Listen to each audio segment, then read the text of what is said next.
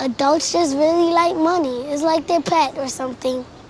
They just be like, oh, you have more money than me.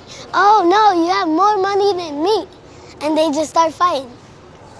Because money is green, and you get to buy stuff. And adults like a lot of stuff. Whack shoes, whack ties, and everybody likes money. When it comes to money, you get fights. And when it comes to fights, you get hospitals. When it comes to hospitals, you get money.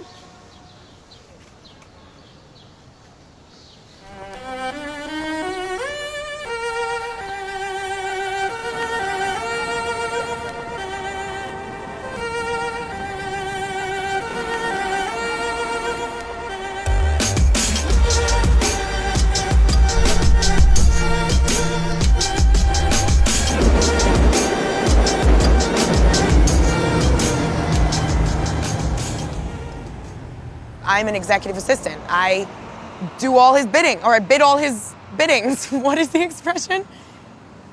Come on, really? Do his biddings. Okay, so I do all that, but there are no biddings. He's a loser. He has nothing to do. He is a young, rich baby who was handed everything as a play toy. So him and his wife, young and rich, just play all day. She goes shopping to Barney, she comes back with 7 shopping bags. You know what I mean? And it's just a great life. And then she can tell me to go get the car and open the trunk and hold her coffee. You know what I mean? It's just, it's not for me. When I first got hired here, she sits me down, the wife, and tells me, I really hope this isn't an awkward conversation, but you really don't look the part. Can we just go shopping and I'll pick out some things for you? So as much as I'm giving off this whole I'm really strong, I'm really not. Like, I'm very outspoken and loud and strong when I have to be, but I'm a very timid, soft person. And when she said that to me, I was just kind of like, all right. Instead of taking it like, go f yourself, I took it like, I'm not good enough, you know? So I said, okay. So she took me to Zara's, picked out $500 worth of clothes, and then didn't pull out her credit card. So I paid for it. I paid for it because I didn't want to look like a loser in front of the woman who already thinks I'm a complete loser. Do you know what I mean? That's my problem, is I'm having a really hard time telling myself that I'm not a loser because they're making me feel like a loser.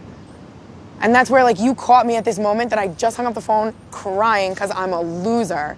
That's how they're making me feel. I am a loser. I'm sorry. And I can't feel like this because I'm not. I'm f***ing not, man, I swear. But that's what it is right now. So, money. If you have money, you're not a loser. Apparently. But yeah, ask another question. Go.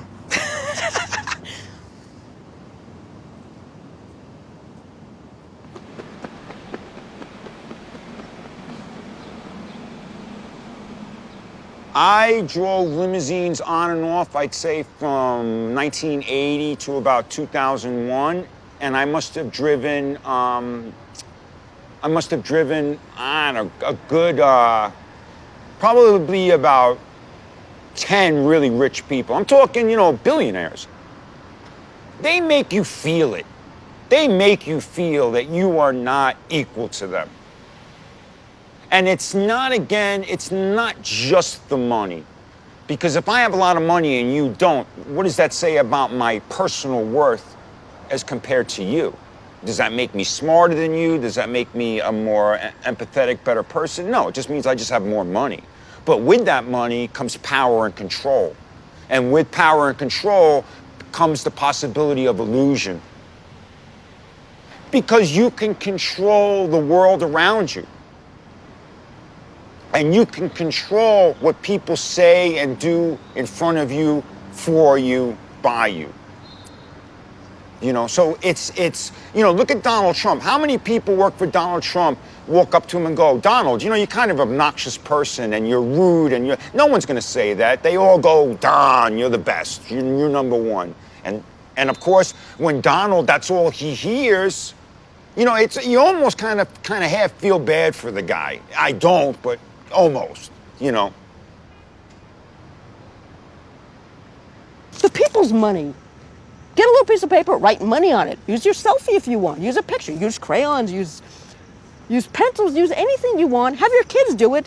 And every week, a little one of your children can make the money for the week for everybody in the family. You make all the money you want, any denomination you want. You go to the corner store, and you say, hi, I'd like a soda or whatever. Here's my money. They go, oh, this is Johnny's money? This is very nice. I'll put it on my wall, and they can have a nice display of all of his favorite money from all his favorite customers. So then what? Then everybody says, this is nutty. If everybody make all the money they want, nobody will work. They'll all take a vacation. No, then they're free to actually think about the work they want to do, which they've been put on earth to do by God. And you don't have miserable people all over the place, smoking because they're miserable in psychic pain, working at jobs they hate just for money. It's nice to be rich. When you go home and you bring your wife a paycheck every week,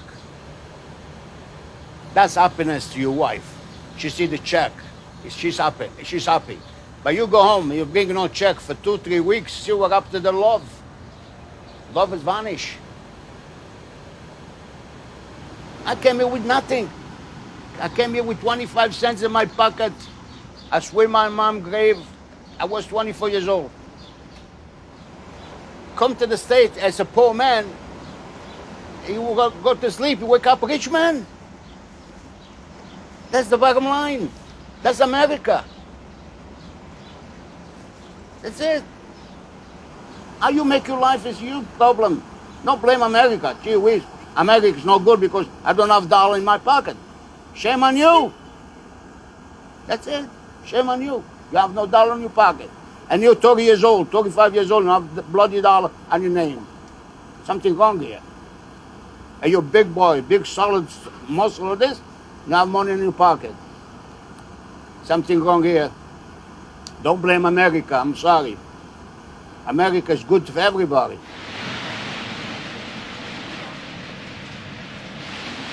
Es duro realmente, brother.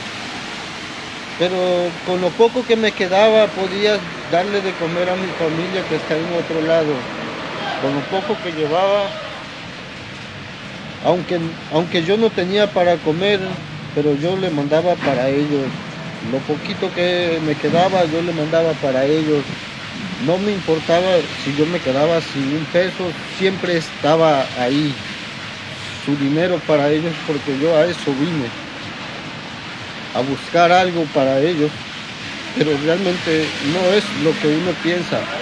Hay veces es muy difícil para los emigrantes, nosotros los emigrantes, en serio, pero hay veces yo trato de sentirme bien, pero cuando pienso las cosas me hace sentir mal, pero traigo mucha fuerza de voluntad para seguir adelante siempre. Y no me voy a vencer hasta poder lograr lo que quiero.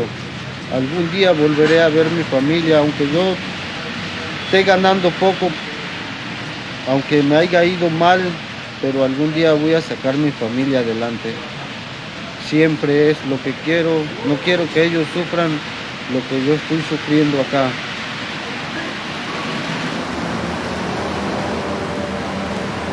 Algún día.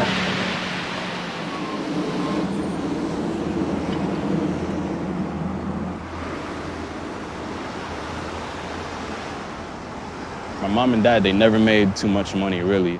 So it was like, they had to kind of scramble to figure things out, you know? So we were staying at a hotel for a while, and like all we would eat was just like ramen, you know? And like sometimes we didn't have enough. And my mom would lie about how she wasn't hungry and stuff like that. And like seeing that, I was like, as a kid, I thought she was like, you know, she's not hungry, okay. But like, when we got older, like I realized now like what that shit meant, you know? So ever since then, I'm like, I gotta grind, man. I don't want to go through that situation again. I mean, I'm still at that stage where I don't know what the fuck I want to do, but it's like, I don't know if it's the way I'm thinking, but I feel like I don't really have room to fail, you know? Like, I either do one thing right now and pursue it as a career, or I just feel like I don't have the time to switch around and shit like that, you know, like my parents are counting on me and shit. So I can't just, you know, decide I don't want to be an engineer right now. I gotta can do that, you know. Even if I don't want to, I gotta get everybody out. You know what I mean? It's crazy.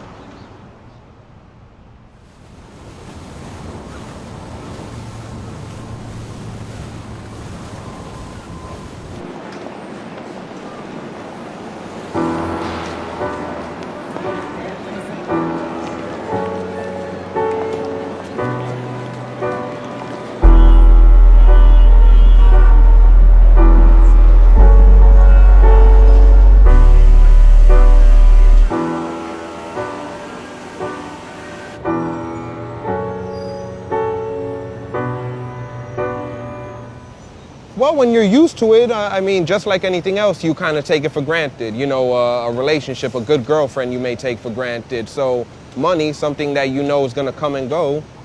If you know, if it's what you're used to and you know you got more coming in, I mean, it isn't of any importance to you. So this is a crocodile loafer on the 358 last. Nice tan crocodile leather. Crocodile comes from Zimbabwe. We use the belly of the gator, other crocodile, just because it is the softest, so molds best to your foot. Shoe would cost $6,000. To drop $6,000 on a pair of shoes, it's intimidating a bit when you're serving that person. You know, you notice that, you know, that's just one stop on their day. It kind of makes you, on the harder months, it makes you just think like, damn, you know, they just spent all this money on a pair of shoes, and everything I could have done with that money that would have just made things a little easier. You know, a couple months rent, food on the table for a couple months, clothes on my back. I mean, just a lot more than just a few shoes, something that's worth more.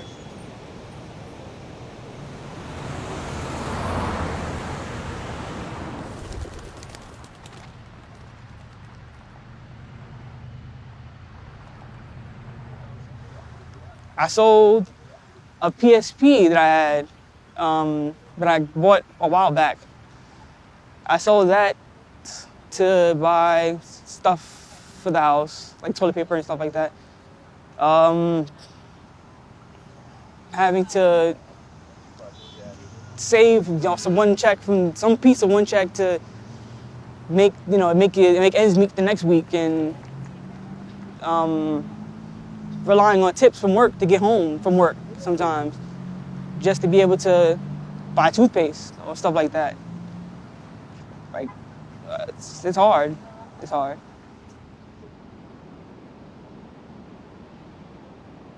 Try so hard to make sure what happens, you know, doesn't happen. Make sure I can succeed and live a happy, comfortable life after the struggle.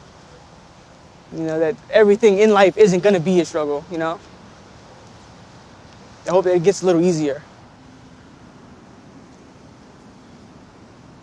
But I can't, you know, get angry. I can't, you know, get too angry, because, you know, I have to keep fighting. If I get too angry and I quit, nothing happens. I have to keep going and hope that it gets better. When do you feel angry?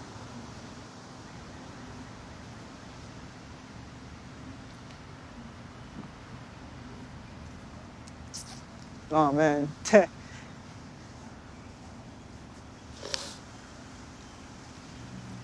All the time. Oh, man, you're not gonna get all of this, are you? Can't put this in there.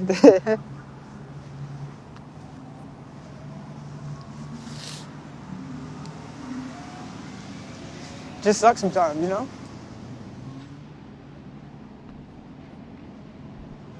Unfair? No.